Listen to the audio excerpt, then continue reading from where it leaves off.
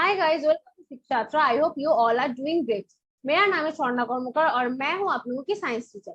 तो आज की क्लास में हम लोग फाइबर टू फैब्रिक और हीट, ये दोनों चैप्टर कंबाइन करके एकदम क्विकली रिवीजन करने वाले हैं। ठीक है, तो चलो आज की क्लास स्टार्ट करते हैं। तो सबसे पहले तो आप लोग मुझे बताओगे कि फाइबर क्या होता है। तो आप लोग मुझे बताओगे कि मैम फाइबर जो है ना वो तो थ्रेड और थ्रेड लाइक स्ट्रक्चर है जिसके थ्रू जो क्लोथ्स है वो क्लोथ्स बनता है। तो ये जो फाइबर है, ये फाइबर कहाँ से मिलता है? ये फाइबर प्लांट से मिल सकता है और फाइबर मिल सकता है एनिमल से। प्लांट से मतलब कॉटन, है ना, जूट, ये सब फाइबर हमें मिलता है प्लांट से। और एनिमल से अगर हम लोग देखें तो जैसे कि ऊल, सिल्क, ये फाइबर हम लोगों को एनिमल से मिलता है। तो अब हम लोग इस क्लास में देखने वाले हैं कि कैसे हमें ऊल और सिल्क मिलेगा। तो जो ऊल है वो ऊल मिलता है गोट से, है ना, गोट से, शीप से, यक से, ये सब जो एनिमल से, इस एनिमल से हम लोगों को ऊल मिलता है। अब ये जो एनिमल होता है, इस एनिमल का जो बॉडी में जो हेयर है उस हेयर को बोलते हैं फ्लीस। और इस फ्लीस को हम लोग क्या करते हैं, रिमूव कर लेते हैं और उससे हम लोगों को ऊल मिलता है। डिफरेंट डिफरेंट प्रोसेस के थ्रू ये जाता है। उसके बाद इससे ये जो हेयर है, एनिमल्स का बॉडी में जो हेयर है, उस हेयर से हम लोगों को ऊल मिलेगा। अब सबसे पहले तो हम लोगों के लिए क्या जानना इंपॉर्टेंट है कि ये फ्लीस के बारे में जानना इंपॉर्टेंट है कि फ्लीस क्या है। फ्लीस है हेयर ऑफ एनिमल्स बॉडी।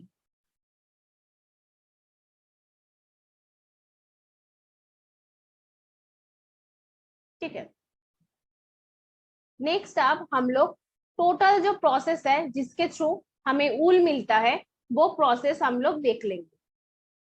सबसे पहले तो रियरिंग होगा। जो ऊल इल्डिंग जो एनिमल्स होता है जैसे कि शीप, गोट, यक, ये सब कुछ का क्या करना पड़ेगा, इसको ठीक से देखभाल करना पड़ेगा, रियरिंग करना पड़ेगा। ठीक है, उसके बाद क्या होगा, उसके बाद इससे जो हेयर है, इसका बॉडी का जो हेयर है उसको रिमूव करना पड़ेगा। और इस प्रोसेस को क्या कहते हैं? इस प्रोसेस को तो शेयरिंग कहते हैं ना।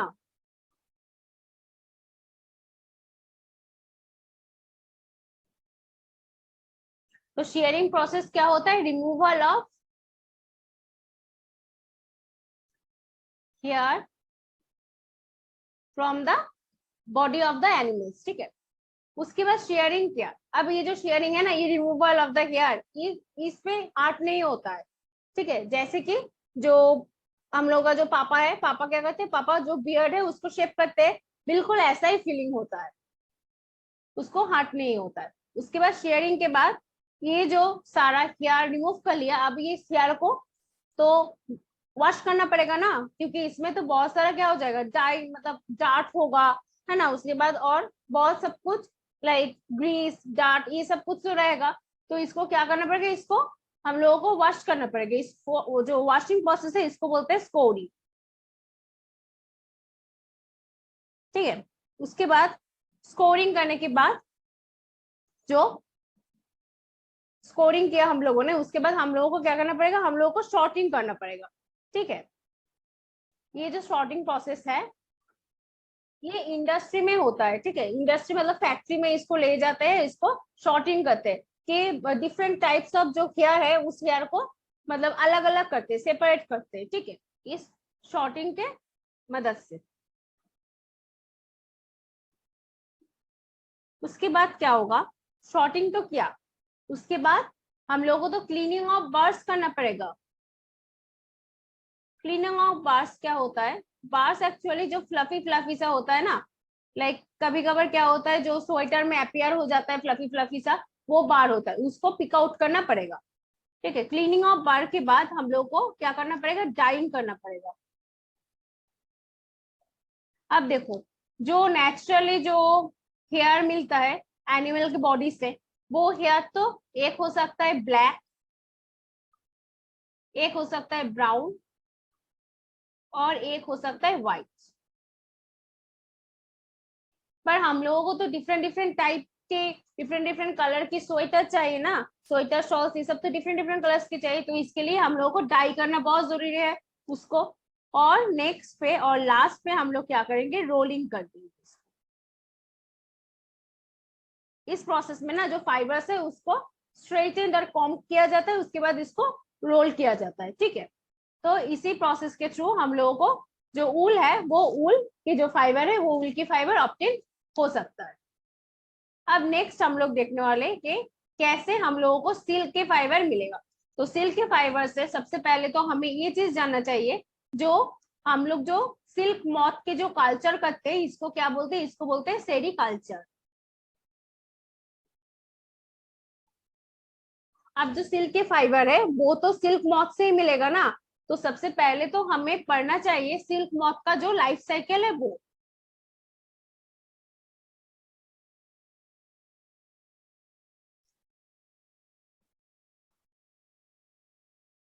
तो सबसे पहले जो सिल्क मॉथ है वो एग्स को ले करेगा, एग्स को ले किया, ठीक है। उसके बाद उस लेक वो जो एग है वो एक हैच होगा कुछ दिनों के बाद। हैच होने के बाद उससे क्या होगा, उससे लार्वा होगा, जिस लार्वा को हम लोग कैटरपिलर भी बोलते हैं,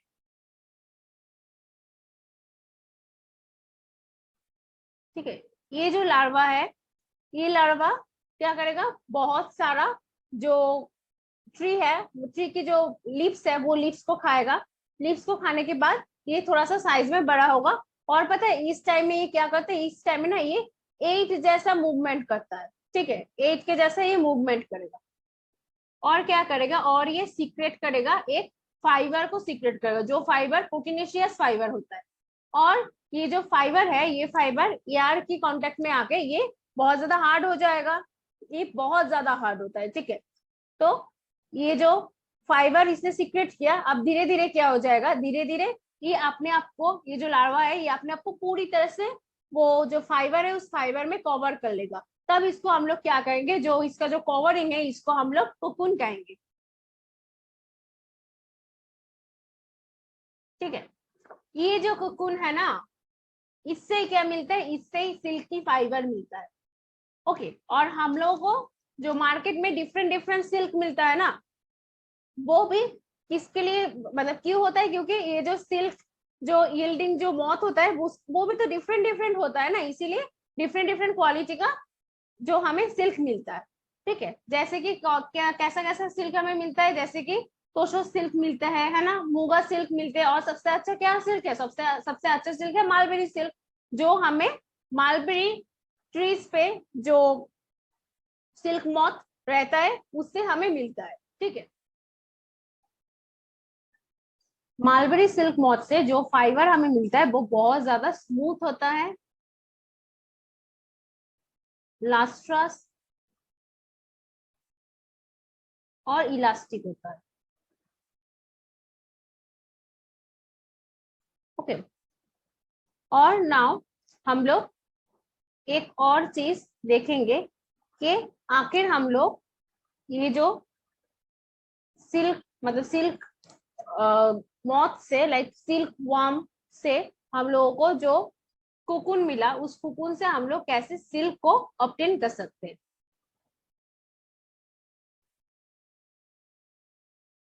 ठीक है। ये चीज हम लोग देख लेते हैं। तो सबसे पहले तो क्या होगा, सबसे पहले तो जो सिल्क मॉथ है उस सिल्क मॉथ का रियरिंग होगा। अगर हम लोग इसको कल्चर करना चाहे तो सबसे पहले तो इसका रियरिंग होगा। अब रियरिंग में क्या होगा, जो सबसे पहले तो ये जो सिल्क मॉथ है, सिल्क मॉथ क्या करेगा, मालबेरी ट्रीज पे ये अपना एक ले करेगा, ठीक है। हम लोग मालबेरी सिल्क मॉथ के बारे में पढ़ रहे हैं। अब मालबेरी ट्रीज पे ये अपना एक को ले कर दिया। अब उसके बाद एक मतलब ठीक ठाक कंडीशन होगा, लाइक ठीक ठाक ह्यूमिडिटी, ठीक ठाक टेम्परेचर, में ये जो एक्स है, ये एक्स को एक एक्स थोड़ा सा बड़ा होगा, उसके बाद क्या हो जाएगा, इस एक्स को उठा के इसको अच्छे कपड़े में लाइक जो क्लॉथ का जो स्ट्रिप्स होता है और पेपर में इसको रख के इसको फार्मर के पास बेच दिया जाएगा। अब फार्मर इसका देखभाल करेगा। अब फार्मर ये जो एग है इसको ठीक ठाक कंडीशन लाइक टेम्परेचर ह्यूमिडिटी पे इसे रखेगा, ठीक ठाक एकदम इसका जो ठीक ठाक कंडीशन की जरूरत है, ठीक है, फेवरेबल कंडीशन, उस फेवरेबल कंडीशन में रखेगा। रखने के बाद थोड़ा सा टेम्परेचर ज्यादा देगा, कुछ दिन बाद टेम्परेचर ज्यादा देके ये जो एग्स है इस एग को हैच कर देगा, ठीक है। उसके बाद यहाँ से क्या हो जाएगा, यहाँ से लार्वा हो जाएगा। और उसके बाद क्या करेगा, ये जो लार्वा है, ये लार्वा बहुत सारे मालबेरी जो लिप्स है उस लिप्स को ये खाएगा। खाने के बाद इसका जो साइज है वो साइज बहुत बड़ा हो जाएगा ना, लाइक मतलब इमेंस साइज हो जाएगा, उसका साइज थोड़ा सा ज्यादा हो जाएगा, मतलब अकॉर्डिंग टू द लार्वा के साइज की तरह ही होगा कि थोड़ा सा ज्यादा हो गया ये खा पी के। उसके बाद क्या हो जाएगा, उसके बाद इसको जो फार्मर है वो फार्मर क्या करेगा, अब इस लार्वा को एक फ्रेश एक बैम्बू ट्रे में रख देगा। उस बैम्बू ट्रे में वो लार्वा के साथ क्या रखेगा, उसे चॉप्ड जो मालबेरी लीव्स होता है उस चॉप्ड मालबेरी लीव्स को रखेगा, ठीक है। और उसके बाद bamboo tray plus chopped mulberry leaves,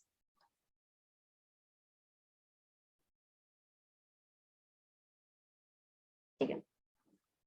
उसके बाद ये क्या करेगा, उसके बाद ये 25 डेज तक, 25 to 30 डेज तक ये जो लार्वा है, लार्वा और कैटरपिलर है, ये मालबेरी लीव्स को खाएगा। बट आफ्टर 25 to 30 डेज ये वो जो मालबेरी लीव्स को खाना बंद कर देगा। तब क्या करेगा, तब ये जो लार्वा है और कैटरपिलर है, इस कैटरपिलर को जो उस ट्रे मतलब एक बैम्बू चेम्बर में उसको रखेगा, ठीक है। और उसके साथ उसको क्या दे देगा, उस बैम्बू चेम्बर पे, उस बैम्बू छोटा सा टाइनी बैम्बू चेम्बर पे एक ट्विग दे देगा, ट्विग और रैक दे देगा, जिसको अटैच कर कर क्या हो सकता है, कुकुन बना सकता है वो, ठीक है। वो कुकुन बनाना स्टार्ट करेगा, ठीक है। और इस कुकुन के अंदर ही क्या होगा, ये जो लार्वा है कैटरपिलर है ये मैच्योर होगा, मैच्योर होके ये प्यूपा बनाएगा और प्यूपा से जो सिल्क मॉथ है वो बन जाएगा, ठीक है। तो सबसे पहले क्या करेगा, ये जो कुकुन है इस कुकुन को सन में मतलब सन के पास रख मतलब सन में रखेगा, धूप में रखेगा, ताकि ये क्या हो जाए, ताकि यहाँ से जो फाइबर है वो फाइबर सेपरेट हो जाए। और इसको बॉयल भी कर सकता है, और इसको जो स्टीम है उस स्टीम में इसको एक्सपोज भी कर सकते हैं। और इसके थ्रू क्या हो जाएगा, इसके थ्रू जो फाइबर्स है वो फाइबर्स रीलिंग हो जाएगा, है ना। ये जो फाइबर्स का जो रीलिंग प्रोसेस है ना, इसको क्या कहते हैं, रीलिंग ऑफ सिल्क कहते हैं, ओके। और ये जो रीलिंग ऑफ सिल्क है ये एक स्पेशल मशीन के थ्रू किया जा सकता है। अब हम लोग हीट चैप्टर थोड़ा सा देख लेते हैं। अब हीट चैप्टर में सबसे पहले तो हमें समर में क्या होता है, हमें समर में गर्मी महसूस होती है, और जो विंटर होता है विंटर में हम लोगों को कूलनेस महसूस होती है ना, कोल्ड महसूस होती है। अब ये क्यों होता है, क्योंकि समर में जो टेम्परेचर है वो टेम्परेचर हाई होता है और विंटर में टेम्परेचर लो होता है। अब ये टेम्परेचर क्या है, टेम्परेचर है the reliable measures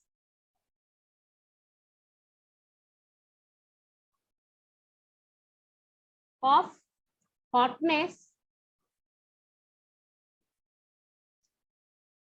of an object, इसको ही कहते हैं क्या, टेम्परेचर, ठीक है। किसी भी जो ऑब्जेक्ट है उस ऑब्जेक्ट की जो हॉटनेस है, रिलायबल मेजर ऑफ हॉटनेस है, उसको हम लोग क्या बोलते हैं, हम लोग बोलते हैं टेम्परेचर। अब टेम्परेचर को हम लोग ना थर्मोमीटर से मापते हैं।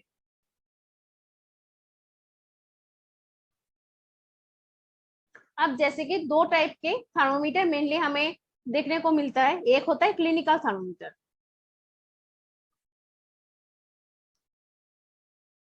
जिसकी मदद से हम लोग बॉडी टेम्परेचर को मापते हैं। अब ये बॉडी टेम्परेचर को जो थर्मोमीटर से मापते हैं उसे तो हम लोग क्लिनिकल थर्मोमीटर बोलते हैं। इस क्लिनिकल थर्मोमीटर का जो मेजरिंग स्केल है वो क्या है, मतलब वो कहाँ से स्टार्ट होता है और वो कितना तक है, वो 35 डिग्री सेल्सियस से 42 डिग्री सेल्सियस तक है, ठीक है। और इसका जो मेजरिंग यूनिट है वो है डिग्री सेल्सियस। अब अगर ये 35 डिग्री सेल्सियस से कम कोई ऑब्जेक्ट को ये नहीं माप सकता है, और 42 डिग्री सेल्सियस से ज्यादा किसी ऑब्जेक्ट को ये नहीं माप सकते, लाइक मतलब ज्यादा अगर किसी ऑब्जेक्ट की टेम्परेचर हो तो ये उसको नहीं माप सकते। ये मेनली जो डिजाइन किया गया है, ये मेनली जो ह्यूमन की जो बॉडी टेम्परेचर है इसके लिए ये मेजर किया गया था, ठीक है। और इसका जो मतलब हर एक डिग्री, हर एक यहाँ पर जो थर्मोमीटर है, थर्मोमीटर स्केल में ना बड़ा बड़ा मार्क होता है, उस हर एक बड़ा बड़ा जो मार्क होते हैं वो 1 डिग्री होता है, और दो बड़ा जो मार्क है उस मार्क में ना 5 डिविजन है, दो बड़ा मार्क के बीच में, तो यहाँ पर 5 division equals to 1 degree Celsius. तो हर एक डिविजन, ईच डिविजन कितना होगा, ईच डिविजन होगा 0.2 degree Celsius, like 1/5 equals to 0.2 degree Celsius, ठीक है। और हम लोग अब देख लेते हैं इसका जो मतलब हम लोगों का जो बॉडी टेम्परेचर है वो नॉर्मल बॉडी टेम्परेचर कितना होगा। नॉर्मल जो बॉडी टेम्परेचर है वो है 37 डिग्री सेल्सियस, ठीक है। और अब देखो ये जो क्लिनिकल थर्मोमीटर है ये तो ह्यूमन बॉडी के लिए ही डिजाइन किया गया हुआ है ना, पर उन ऑब्जेक्ट्स का क्या, जिन ऑब्जेक्ट्स का जो टेम्परेचर बहुत ज्यादा है या फिर बहुत कम है, हम लोगों को तो वो भी सारे ऑब्जेक्ट्स को मापना पड़ेगा ना, क्योंकि man is the curious animal. So अब आया लेबोरेटरी थर्मोमीटर।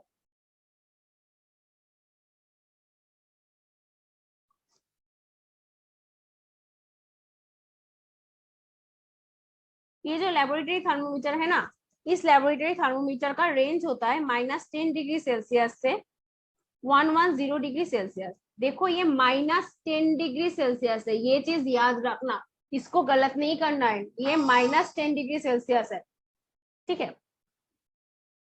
अब इसके थ्रू हम लोग कोई भी ऑब्जेक्ट जो बहुत ज्यादा टेम्परेचर के है उसे भी माप सकते हैं, और जो बहुत कम टेम्परेचर के है उसे भी हम लोग माप सकते हैं। और जो थर्मोमीटर है ना, थर्मोमीटर में क्या यूज होता है, थर्मोमीटर में तो मार्क्यूरी यूज होता है, पर पता है मार्क्यूरी तो एक टॉक्सिक एलिमेंट है ना, ये अगर एक्सीडेंटली अगर बॉडी में चला जाए तो तब तो ये बहुत डेंजरस है। इसीलिए आजकल ना डिजिटल थर्मोमीटर भी यूज होता है जिसपे मार्क्यूरी का कोई इस्तेमाल नहीं होता है।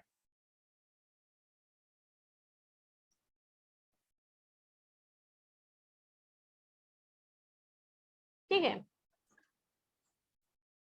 नो यूज ऑफ मार्क्यूरी और एजी, मार्क्यूरी को तो एजी भी बोलते हैं। अब हम लोग देखेंगे ट्रांसफर ऑफ हीट।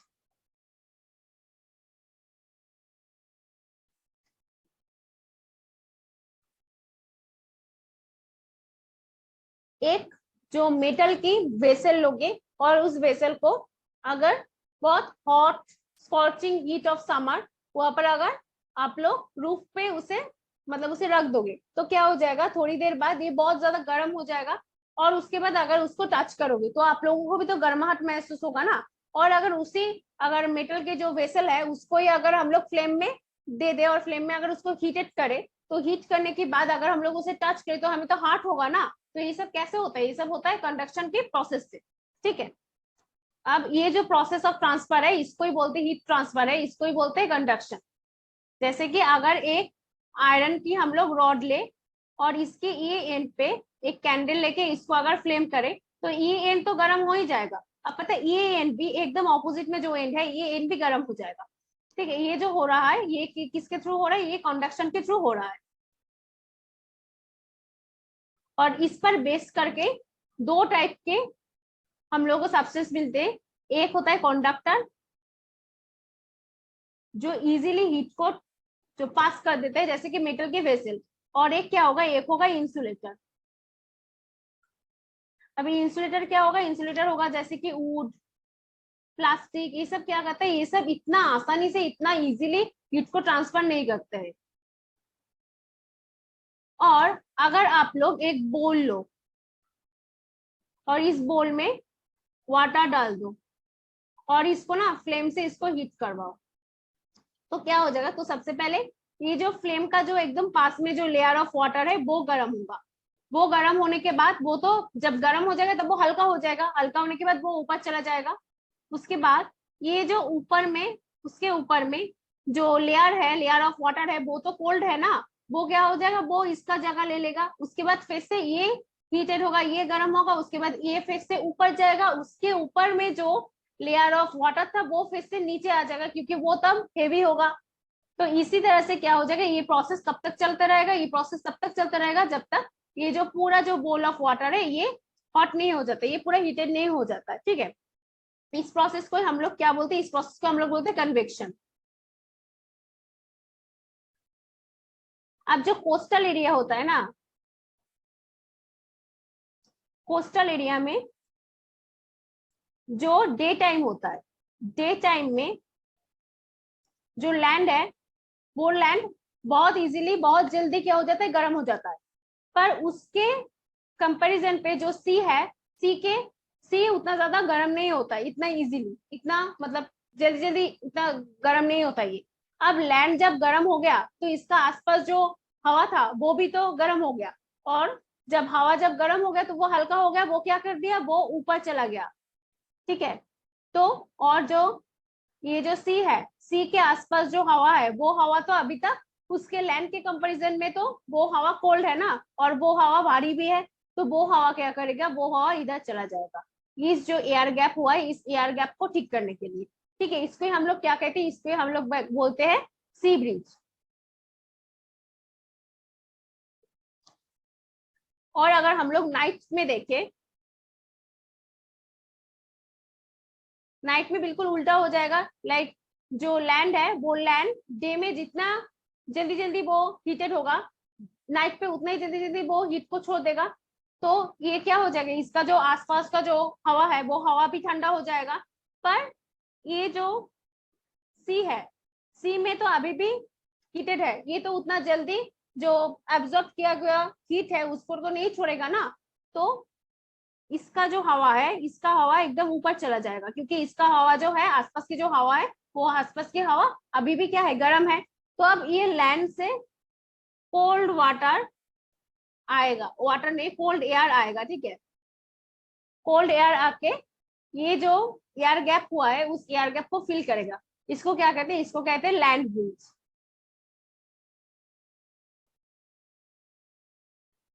ओके, ये सब जो कन्वेक्शन प्रोसेस है, इस कन्वेक्शन प्रोसेस के थ्रू हो रहा है। नेक्स्ट है रेडिएशन।